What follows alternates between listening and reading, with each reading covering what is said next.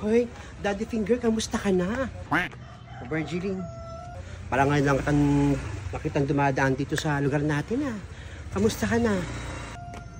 Ako okay lang ako. Maraming ginagawa kasi sa barangay kaya ngayon lang ako napunta sa lugar na to. Buti naman okay ka. Balita ko, nasaktan ka daw sa pangyayari kay Nena. Nalaman mong buntis Siyempre naman, sino bang di masasaktan? Minahal ko yung si Nena. Pero tanggap ko naman na yun. Wala tayong magagawa. Ganun talaga pag nagmamahal, kailangan isakripisyo tanggapin ang katotohanan. Okay lang yun, makakabubon din ako pagdating ng panahon. Ano meron dito? Magandang araw, Virgilin, Daddy Finger. Uy, Aling Adelfa. Ay, magandang araw po. Saan kayo pupunta? Punta ako ng palengke, bibili ako ng baboy. Gusto ko kumain ng sinigang na baboy ni Blandine. Sige, una na ako Sige, ingat kayo. Sige, Virgilin, punta pa rin kasi ako dun kay kay Feline Taga, pinapapunta siya ni Kapitan sa barangay. Sige, Daddy Finger, ingat Tapos ko lang itong garden ko rito. Sige po, Aling Adelfa. Uy, Daddy Finger. Bakit to, Aling Adelfa? May sabihin sana ako sa'yo. Anong pakiramdam mo naman na winlanghya ka ng babaeng pinakamamahal mo? Ang duming babae, no? Nililigawan mo pero nagpabembang sa iba. Ang duming babae. Kung sino lang pinapatulang para mabuhay silang mag-ina. Huwag niyo pong husgahan si Nena. Tanggap ko naman po yung nangyari sa kanya. Pero wala ko tayong karapatan na husgahan yung pagkatao ni Nena. Tao lang mo siya nagkakamali.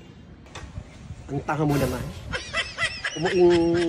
Huwag mong sabihin na mahal mo pa si Nena. Sabihin niyo na kung tanga ako, pero nandun pa rin ako para suportahan si Nena. In fact, mamaya nga po, pupuntahan ko po siya Talaga? Pupuntahan mo pa? Kahit iniputan ka na sa ulo? Para sabihin ako na mananagot sa bata. Hindi kaya palagutan ng lalaking bumembang sa kanya. Ako na lang po ang mananagot at magiging tatay. Ewan ko sa'yo. Tanga ka rin. Unahin niyo lang po yung sarili ninyo. Huwag ko kayo mapanghusgan ng tao. Tignan niyo pagkatao niyo. Para wala tayong problema.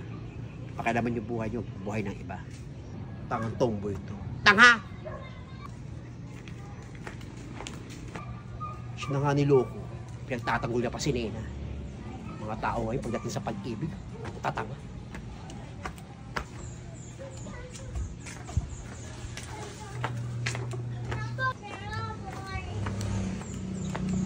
Ay nako, may padaan-daang chismosa, no? Kunyari padaan-daan pero naghahangad-naghahanap ng chismis ng chismosa, ang tanda-tanda ng chismosa pa! Isit, padaan-daan pa rito.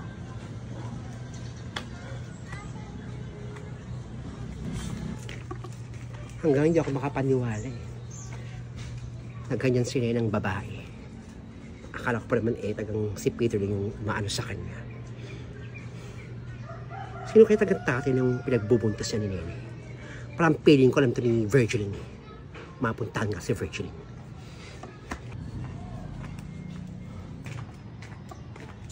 Hi, Virgilin. Oh, ano yung pa? Bakit? May tanong ako sa'yo. Ito yung matagal ko nang gustong itanong sa'yo Parang feeling ko may alam ka Sino ba taga yung tatay ng pinagbubuntis niya ni Nena? Ay naku. Pasensya na ako kahit alam ko yung katotohanan. Wala akong karapatan magsabi niyo sa inyo. Kaibigan mo ko, dapat sa akin ka nagkukwento. Oho, kaibigan ko kayo. Pero ayoko sa akin magmula yung issue, no? Ayoko ho ng gulo. Yung ayaw mo ng gulo? Pasensya na ako. Diyan ho muna kayo.